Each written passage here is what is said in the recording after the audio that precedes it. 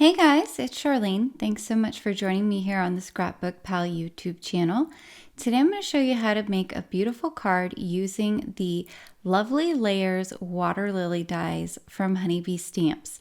I've cut everything out from white cardstock and I have the layering guide here, and I've put it all together just to give myself an idea of what my finished product should look like. Now I've stuck all of the pieces onto a sticky mat and I'm going to go ahead and color each of the different layers. I'm using pigment inks to color everything in today. I started out with Summertime, which is a beautiful orange color, and I'm using that to lightly shade the back layer as well as one of the top center pieces. And now I'm coming in here with some Glamourous, which is a really vibrant dark pink. It looks really beautiful with the orange.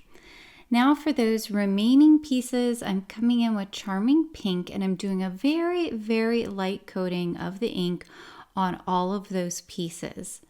Now that I have that on, I can come in and do a little bit of detail work. I'm going to bring back the Glamourous, which is that really vibrant dark pink. And I'm using some detail brushes. These are the Altenew detail brushes. And I'm just coming in the areas that I know are going to be showing. And you can tell that by where the indentations are on those individual die cuts. To finish things off here, I'm using Cheerful for the other part of the center of the flower. And I know this looks like a little bit of a mess right now, but as it comes together, as we glue these layers together, it's all going to really start to look quite beautiful. Now, when I was gluing all of these together, I skipped the first layer. I'm saving that to glue last, and you'll see why once everything gets put together. But that bottom layer, the first layer, is that beautiful pink and orange color. So you'll notice that I took the orange and the pink all the way around the edges of that layer. And that's because I want all of that to show. So I'm going to slightly offset that layer. But you can see here now I'm gluing the two pieces of the center together. It's great because everything lines up so easily. On the die cuts themselves, there's little indentations that make it very easy to see where each of those layers are supposed to go. And when I got to the final center piece, I actually popped that up using an adhesive foam square because that's going to give the flower a little bit more depth, and it's going to look like that inside piece, the yellow and the orange piece where the stamen and everything is, it's going to make it look like that's really tucked back inside the flower. You'll notice as I'm going through each of these layers, I'm just putting glue on the center of the layer because that's going to give me the ability to pop up each of those individual petals as I want to. So I can go in, I can stick a tiny double-sided adhesive square in there, and it's going to give the flower a lot of depth. It's going to give those petals the pop that they really need to highlight the 3D nature of this flower. Because I was using detail brushes, I was also able to come back in with the Charming Pink and add a little bit more color. So pretty. So I cut out 4 of the lily pads and I've put those on my sticky mat here. First I did a layer of Verdant on all of the die cuts. I focused that towards the center of the lily pads.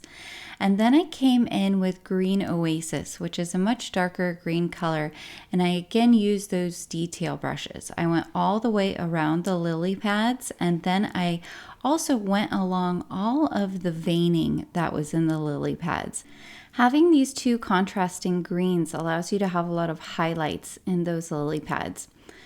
Now I'm putting together my background piece. I've started out here with some Paradise, which is a very light blue, and I did that on the top third of a piece of A2 size cardstock. So that's 4 1/4 by 5 1/2.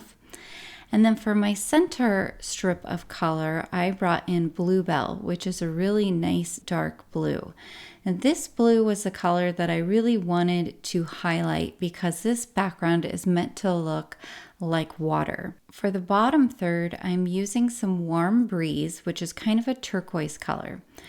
So what I wanted to do was, once I had all the color on there, was to come back with that Belle and really add a very thick layer of it down on the center and blend it out into the top and bottom colors, which were a little bit lighter. I think this gives more of the look of water that I was going for. For my sentiment, I'm using the new Mini Messages stamps and Mini Messages banner dies. These are perfect for pretty much any occasion.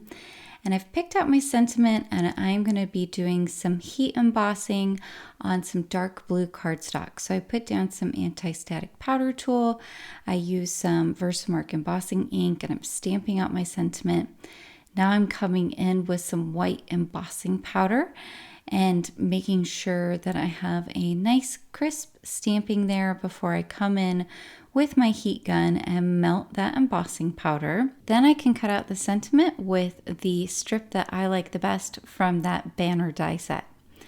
For my background, I've stuck it in a splat box here, and I've come along and just added some splats here and there of white Distress Oxide spray, and I think that adds such a nice element to this card. Once that was dry, I could go ahead and assemble everything. I have another piece of dark blue cardstock that I'm gluing to the front of my A2 sized card base. And then on top of that, I'm going to pop up with some adhesive foam strips here, the background we created with the ink blending and those white splats everywhere. Now we only created 4 lily pads, and you could just glue all 4 of those lily pads directly to your card, but I'm actually going to cut them to fill in different areas of the background. I wanted this to look like a picture of the lake or pond that's there, and I wanted it to look like there are these lily pads hanging out everywhere. And so I went ahead and figured out where I wanted my lily to be. And then I went in and added the actual lily pads. Some of them I am popping up here with adhesive foam squares, and some of them I'm gluing directly to the back of the card base. When you're putting together a background like this, I recommend taking your time, move things around, kind of get an idea of what you want to do before you start gluing things on there. And you can very easily do that when you're working with larger pieces like this lily pad. So you'll see I have cut one of the lily pads in strips on the horizontal as well. And that's going to make it so I can add a portion of the lily pad coming down from the top of the card. Now what I'm doing here with the die cuts also applies to any kind of card where you are making your own pattern paper. It looks more natural to have pieces that appear to be going off of the background. So it makes it look like there's some kind of continuous pattern or continuous landscape, in this case, that is going off where the viewer can't see it. I went ahead and popped up the sentiment as well, and then I did come in here with a couple of dewdrop style embellishments, and I added those to the lily pads just to give the look of some water on those lily pads that maybe was, I don't know, splashed up there by one of the cute little frogs in the pond. I did decide to bring in a few more drops of the white Distress Oxide spray just to sort of balance everything out once I had all of my different pieces on the card. All right, guys, that finishes up my card today. I hope you picked up some tips and tricks. Please be sure to like and subscribe, as well as hit that notification bell, so that way you will be notified about future tutorials here on the ScrapbookPal YouTube channel. I hope you all have a wonderful day.